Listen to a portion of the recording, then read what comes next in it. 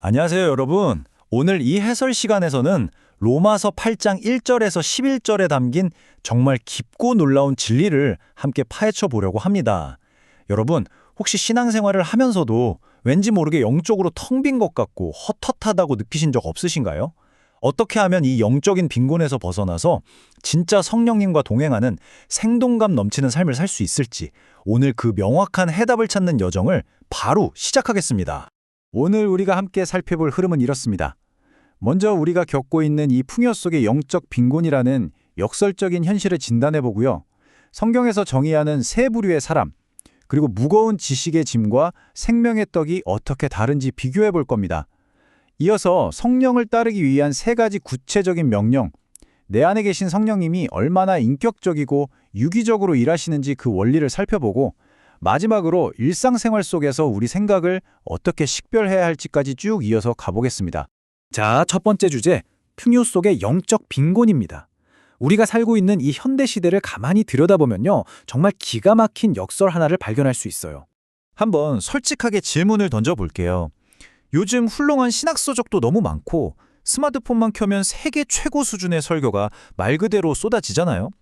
신학적 지식은 이렇게 사방에 넘쳐나는데 도대체 왜 우리는 영적으로 이렇게 영양실조에 걸려 있는 걸까요? 지식은 홍수처럼 밀려오는데 막상 매일의 삶 속에서 진짜 영적인 활력은 찾아보기가 너무 힘들단 말이죠. 왜 그럴까요? 현재 많은 그리스도인들의 모습이 아주 뼈아픈 비유 하나로 설명되는데요. 이게 마치 배낭에다가 영양가 넘치는 식량을 잔뜩 짊어지고 가면서 정작 자기 입으로는 하나도 안 먹어서 굶어 죽어가는 어리석은 사람과 똑같다는 거예요. 머릿속에 지식만 꽉꽉 채워두고 이걸 영혼의 양식으로 씹어서 소화시키지 못하니까 작은 유혹이나 세상의 유행 앞에서도 툭 치면 쓰러지는 아주 연약하고 무기력한 상태에 머물게 되는 겁니다. 그렇다면 성경은 우리의 이런 답답한 영적 상태를 어떻게 진단할까요? 성경이 정의하는 세 가지 인간 부류에 대해 알아보겠습니다. 성경은요, 사람을 세상적인 도덕이나 윤리 기준이 아니라 하나님의 거룩한 기준에 따라서 딱 세 가지로 명확하게 분류합니다.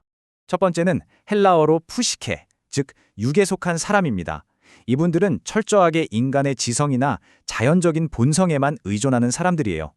세상적인 학문이 뛰어나고 논리적이라 하더라도 이 사람들 눈에는 십자가의 은혜나 성령님이 하시는 일이 그냥 어리석고 비합리적으로만 보입니다.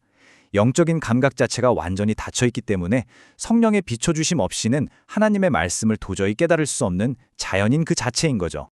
두 번째는 푸뉴마, 즉 신령한 자입니다. 이들은 거듭난 그리스도인으로서 성령의 지배를 아주 적극적으로 받는 사람들인데요. 여기서 절대 오해하시면 안 되는 게 신령하다는 게 무슨 가만히 앉아서 신비하게 도를 통하는 게 아니에요. 마치 고운 가루를 얻으려고 체해놓고 끊임없이 흔들어대듯이 일상 속에서 성령의 감동을 따라 말씀을 묵상하면서 무엇이 진짜 영적인 것인가를 아주 능동적으로 캐내고 식별해내는 사람, 이 사람들이 바로 진짜 신령한 자입니다. 그리고 세 번째, 사실 이 부류가 제일 안타깝고 심각한데요. 바로 사르크스, 육신을 쫓는 자입니다. 분명히 속죄의 은혜도 받고 구원은 받았는데 사는 건 여전히 옛날 인간의 본성대로 살아가는 분들이에요. 딱딱하고 단단한 영적 음식은 소화도 못 시키고 맨날 영적인 젖이나 초보적인 수준에만 머물러 있는 만성적인 미성숙 상태인 거죠. 교회 안에 이런 육신을 쫓는 사람들이 많아지면 어떻게 될까요? 결국 교회가 세상 윤리 수준이랑 슬금슬금 타협하게 되고요. 소리 없이 배교의 길로 빠지게 되는 진짜 무서운 영적 위기를 맞게 되는 겁니다. 자, 그럼 육신에 속한 자들이 겪는 이 끔찍한 영적 위기의 진짜 원인이 뭘까요? 무거운 짐이냐 생명의 떡이냐, 이 비교를 통해서 한번 깊이 들어가 보겠습니다. 아무리 좋은 설교를 100편, 1000편을 들어도요, 그 하나님의 말씀이 내 안에서 성령을 통해 싹 소화되지 않으면 그건 그냥 내 머리만 복잡하게 만드는 객관적인 정보, 즉 지식의 짐이 돼버립니다. 여러분, 짐이 무거우면 어떻게 되죠? 금방 지치죠. 그리고 마음속에 세속적인 불안이라는 가시덤불만 무성하게 자라납니다. 반대로 말씀이 내 영혼을 진짜 살찌우는 생명의 떡으로 완전히 소화가 되면 상황은 180도 달라집니다. 어떤 위협이나 배교의 유혹이 와도 꿋꿋하게 걸어갈 수 있는 엄청난 영적인 근력을 얻게 되는 거예요. 자, 그러면 우리가 이 무거운 지식의 짐을 훌훌 벗어버리고 육신의 상태에서 탈출하려면 대체 어떻게 해야 할까요? 성경에서는 우리가 성령을 따르기 위해 일상에서 늘 거울처럼 들여다봐야 할 세 가지 강력한 명령을 제시합니다. 우리의 신앙생활을 완전히 뒤바꿔 놓을 핵심 원리 세 가지입니다. 첫째, 하나님의 성령을 근심하게 하지 말라. 둘째, 성령을 소멸하지 말라. 셋째, 성령을 조차 행하라. 아주 짧고 간결하지만 우리 삶의 절대적인 나침반이 되는 원리들이죠.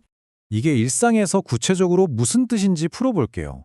성령을 근심하게 한다는 건 내가 뻔히 진리가 뭔지 깨달았으면서도 내 육신의 고집으로 그 가르침을 딱 거부하는 거예요. 성령을 소멸한다는 건요, 내 안에서 성령님이 순종을 재촉하시는데 아유 나중에요 하거나 싫어요 하면서 마치 타오르는 불을 확 꺼버리듯 거절해버리는 영적 마비 상태를 말합니다. 반대로 성령을 조차 행한다는 건 내 개인적인 열심을 다 내려놓고 성령님이 주시는 지혜에 전적으로 기대는 겁니다. 여러분, 인간적인 맹목적 열심은요, 교회 안에서 결국 분쟁만 일으키거든요. 하지만 성령의 지혜는 우리를 진짜 거룩함과 진리 위에 단단히 세워줍니다. 자, 이제 정말 가슴 뛰는 내용으로 넘어가 보겠습니다. 우리 안에 들어와 계신 내주하시는 성령님께서 그럼 대체 어떻게 일하시는가? 그 유기적인 역사에 대한 부분입니다. 여러분, 우리가 진짜 평생 위로받아야 할 엄청난 진리가 하나 있어요. 주님을 믿기로 고백한 우리 영혼을 성전 삼아서 성령님이 영원히 함께 사신다는 사실입니다. 심지어 우리가 육신의 유혹에 빠져서 엉뚱한 길로 가고 넘어질 때도 성령님은 어이 난 너 포기다 하고 떠나시는 분이 아니에요. 오히려 우리 마음 가장 깊은 곳에서 거룩한 인격을 빚어내시려고 포기하지 않고 끊임없이 일하고 계십니다. 근데 여기서 정말 놀라운 포인트가 하나 있어요. 성령님이 일하시는 방식이 굉장히 유기적이라는 겁니다. 성령의 생각이 갑자기 무슨 하늘에서 번개가 치듯 떨어지는 게 아니라 아주 자연스럽게 나 스스로 생각하는 형식을 빌려서 내 안에서 떠오른다는 거예요. 우리를 무슨 로봇이나 기계 다루듯이 조종하시거나 신비한 환상으로만 일하시는 게 절대 아닙니다. 우리의 일상적인 이성과 생각을 통해서 아주 부드럽고 인격적으로 자연스럽게 역사하신다는 거죠. 자, 그렇기 때문에 우리의 매일매일 이 일상의 삶 속에서 가장 중요하고 또 실용적인 영적 숙제는 바로 식별이 됩니다. 내 머릿속에 떠오르는 수많은 생각들을 제대로 걸러내는 일 말이죠. 우리가 내 안의 육신을 이기는 건요, 내가 눈 질끔 감고 참아야 해, 이겨야 해 하면서 내 빈약한 힘을 쥐어짜서 바위를 밀어 올리듯 노력하는 게 결코 아닙니다. 그건 금방 한계가 오거든요. 거듭난 우리에게는 마치 보이지 않는 강력한 전파가 라디오 수신기에 계속 흘러들어 오듯이 예수 그리스도의 생명력이 성령을 통해 24시간 끊임없이 공급되고 있습니다. 우리가 할 일은 이 생명의 라디오에 내 마음의 주파수를 딱 맞추는 거예요. 그렇게 성령의 지혜를 계속 공급받다 보면 그 새로운 생명력 덕분에 우리 삶에 거룩한 순종과 인격의 열매가 맺히게 되는 겁니다. 이제 마지막으로 여러분의 마음을 두드리는 아주 중요한 질문을 하나 던지고 싶습니다. 지금 이 순간 여러분의 머릿속에 떠오르고 있는 그 생각, 그건 과연 주파수를 제대로 맞춘 성령을 쫓는 생각입니까? 아니면 그저 내 욕심과 육신의 열정에서 튀어나온 생각입니까? 오늘 우리가 함께 살펴본 이 말씀의 거울에 우리 내면을 한번 찬찬히 비추어 보셨으면 좋겠습니다.